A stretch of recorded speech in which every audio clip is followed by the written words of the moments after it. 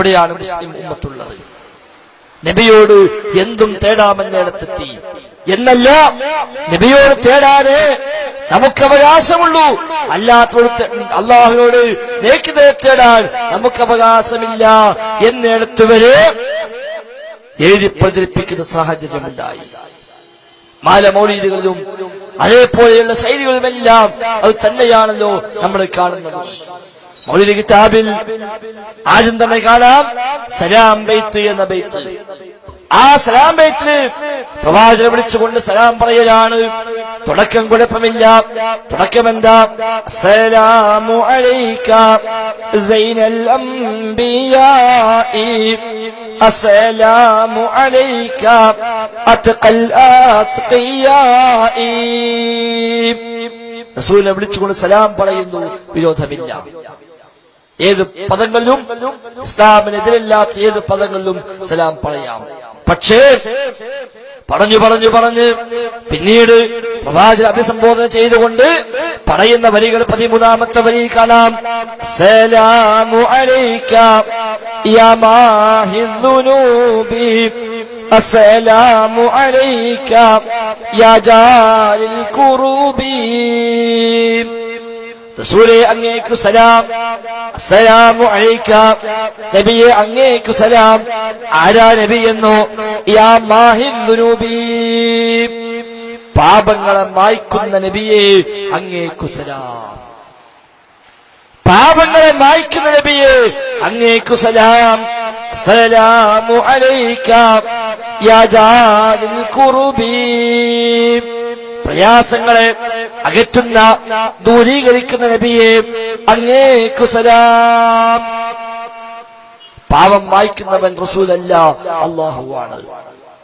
അല്ലാഹുവിന്റെ ചോദ്യമുണ്ടല്ലോ, വമൻ യഗ്ഫിറു ദുനൂബ ഇല്ലല്ലാഹ്. അല്ലാഹു അല്ലാതെ മറ്റാരാ ദോഷം പൊറുക്കാനുള്ളത്? അല്ലാഹു അല്ലാതെ മറ്റാരാ ദോഷം പൊറുക്കാനുള്ളത് എന്ന് ഖുർആൻ പറയുന്നു. പക്ഷേ അല്ലാഹു അല്ലാത്തവരും ദോഷം പൊറുക്കുമെന്ന് ഇവരെ പഠിപ്പിക്കുന്നു. റസൂൽ മാഹിദ്ദുനൂബാണ്, പാപങ്ങൾ മായ്ക്കുന്നവരാണ്. ജാലിൽ ഖുറൂബാണ്, പ്രയാസങ്ങൾ ദൂരീകരിക്കുന്നവരാണ് എന്ന് റസൂലിനെ കുറിച്ച് വിശ്വസിക്കുന്നു. മാത്രവുമല്ല, സലാം ബൈത്ത് കഴിഞ്ഞാൽ പല മൗലിദ് കിതാബിലും കാണാം യാ അക്രമ ബൈത്ത് എന്നൊരു ബൈത്ത്. അതിലെന്താ? യാ അക്രമൽ ഖൽഖി മാ ലിമൻ അലൂദു ബിഹി സിവാക ഇൻദ ഹുലൂലിൽ ഹാദിസിൽ ഇമമി.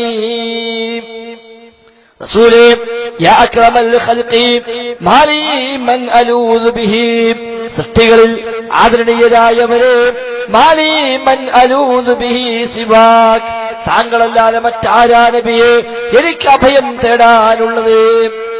എനിക്ക് അഭയം തേടാൻ അങ്ങയല്ലാതെ മറ്റാരാ ഉള്ളത്? ഇൻദ ഉലൂലിൽ ഹാദിസിൽ അമിമി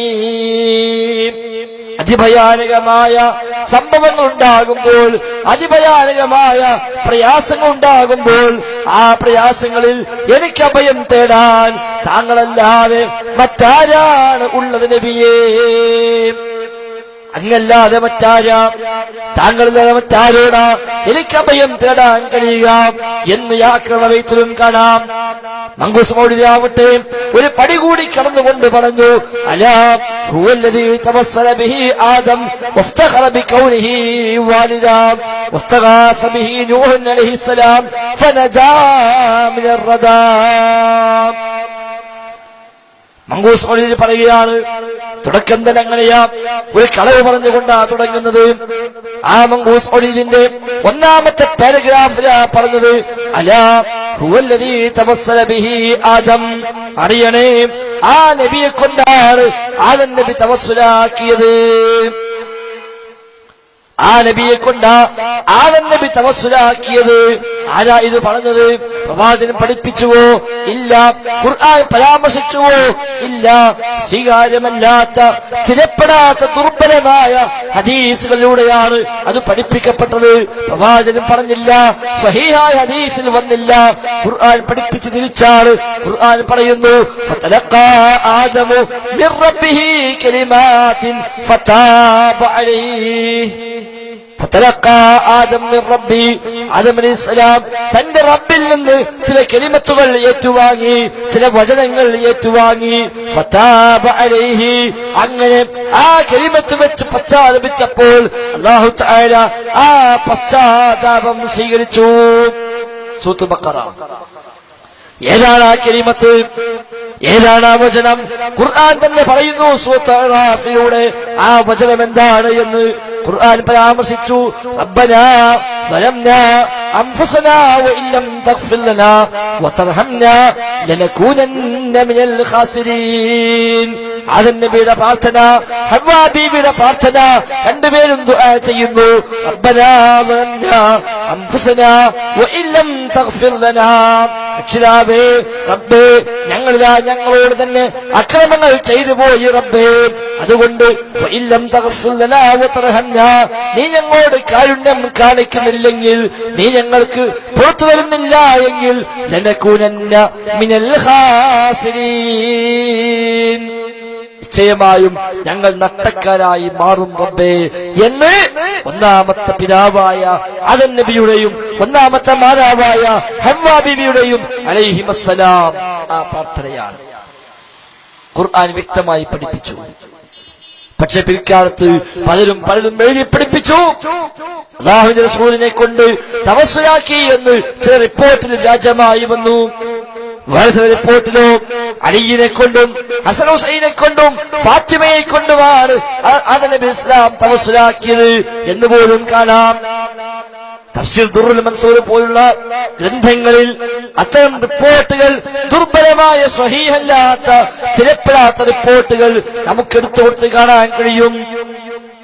ആദം നബി ഇസ്ലാം അല്ലാഹുവോട് ചോദിച്ചു, അല്ലാഹുമ്മ ഇന്നി അസ്അലുക ബിഹഖി മുഹമ്മദിൻ വഅലി വഫാത്തിമ വഹസൻ വൽ ഹുസൈൻ. അല്ലാഹുവേ, മുഹമ്മദ് നബിയുടെ ഹക്ക് കൊണ്ടും ഫാത്തിമ ബീവിയുടെ ഹക്ക് കൊണ്ടും ഹസൻ ഹുസൈന്റെ ഹക്ക് കൊണ്ടും അലിയുടെ ഹക്ക് കൊണ്ടുമെല്ലാം ഞാൻ നിന്നോട് ചോദിക്കുന്നു റബ്ബേ എന്ന് ആദം നബി ഇസ്ലാം തേടി എന്ന് വ്യാജമായി പിൽക്കാലത്ത് പ്രചരിപ്പിച്ചു. എന്നിട്ട് മങ്കൂസ് മൗലിദിൽ പറയാ, അലാ ഹുവല്ലദീ തവസ്സല ബിഹി ആദം.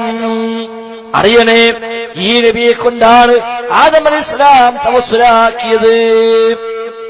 പിന്നെയോ വസ്തഗാസ ബിഹി നൂഹ് അലൈഹിസ്സലാം ഫനജാ മിനർ റദാ. ഫസ്തഗാസ ബിഹി നൂഹ്, ആ മുഹമ്മദ് നബിയെ കൊണ്ടാണ് നൂഹ് നബി സ്വല്ലല്ലാഹു അലൈഹി വസല്ലം ഇസ്തിഗാസ ചെയ്തത്. ഫനജാ മിനർ റദാ, അങ്ങനെ ആപത്തിൽ നിന്ന്, വെള്ളപ്പൊക്കമാകുന്ന വിപത്തിൽ നിന്ന് നൂഹ് നബി സ്വല്ലല്ലാഹു അലൈഹി വസല്ലം രക്ഷപ്പെട്ടത് മുഹമ്മദ് നബിയോട് ഇസ്തിഗാസ ചെയ്തിട്ടാണ്. ഫസ്തഗാസ ബിഹി നൂഹ്, മുഹമ്മദ് നബിയോട് നൂഹ് നബി ഇസ്തിഗാസ ചെയ്തു. അങ്ങനെയാണ് വെള്ളപ്പൊക്കം രക്ഷപ്പെട്ടത്.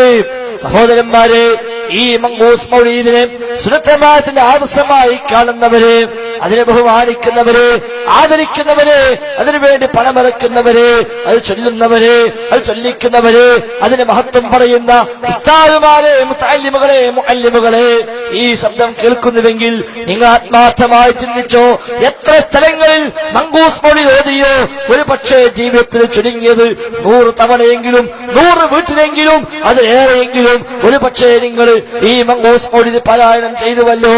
100 പ്രാവശ്യം മങ്കൂസ് മൗലിദ് ഓതി എന്ന് പറഞ്ഞാൽ അതിനർത്ഥം 100 പ്രാവശ്യം നൂഹ് നബിയുടെ പേരിൽ, മുഹമ്മദ് നബിയുടെ പേരിൽ, ആദം നബിയുടെ പേരിൽ ഈ കളവ് പറഞ്ഞുവെന്നല്ലേ? ആത്മാർത്ഥമായി ആലോചിച്ച് നോക്കുക.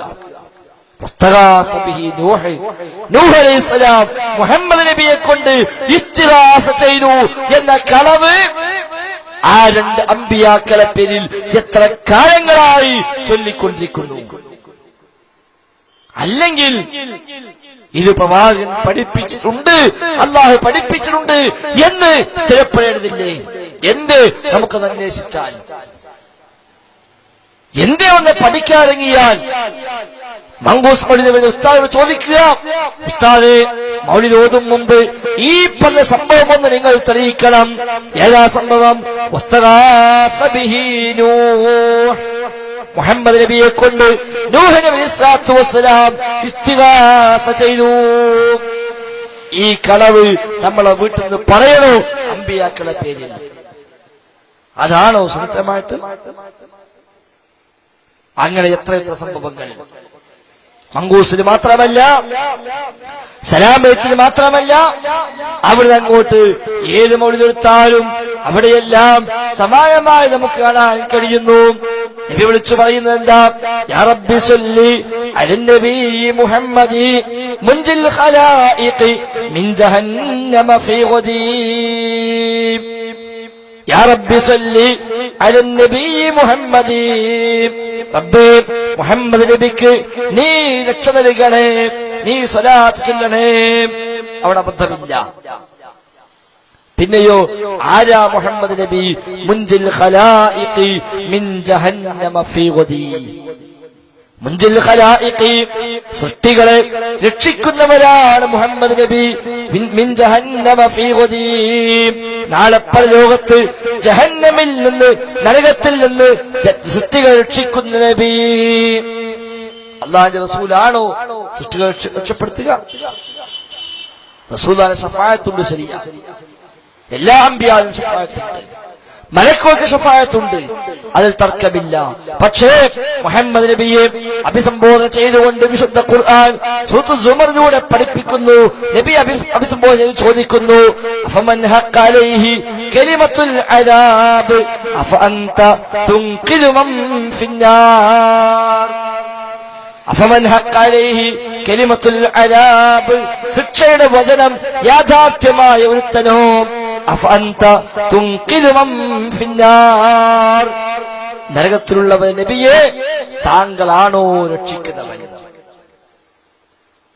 നരകത്തിലുള്ളവനെ രക്ഷിക്കുന്നവൻ താങ്കളാണോ നബിയെ എന്ന് നിഷേധ രൂപത്തിൽ ഖുർആൻ ചോദിക്കുമ്പോൾ അതെ റസൂലാണ് രക്ഷിക്കുന്നവൻ എന്ന് മൗലിദ് കിതാബിലൂടെ മറുപടി പറയുന്നുവെങ്കിൽ അത് ന്യായമാണോ? നമ്മൾ ആലോചിക്കുക. ശഫാഅത്തുണ്ട് പ്രവാചകന്, ആ ശഫാഅത്തിലൂടെ പലരും രക്ഷപ്പെടും. പക്ഷേ ആ രക്ഷപ്പെടണം തീരുമാനിക്കുന്നവൻ റസൂലല്ല. ആര് രക്ഷക്കണം? നബിക്കല്ല തീരുമാനം റബ്ബിനാണ്. അതുകൊണ്ടല്ലേ സ്വന്തം പിതൃവ്യനായ അബൂ ത്വാലിബിനെ രക്ഷപ്പെടുത്താൻ അതിയായ താല്പര്യമുണ്ടായിട്ടും സാധിച്ചില്ലല്ലോ. എന്നിട്ട് ഒരുപാട് കെട്ടുകഥകൾ കറാമത്ത് എന്ന പേരിൽ പ്രചരിപ്പിക്കപ്പെട്ടു. ഇല്ലാത്ത കുറെ കഥ, ഓരോ ജാറത്തിലും മറമാടപ്പെട്ട് കിടക്കുന്ന മനുഷ്യന്മാരെ കുറിച്ച്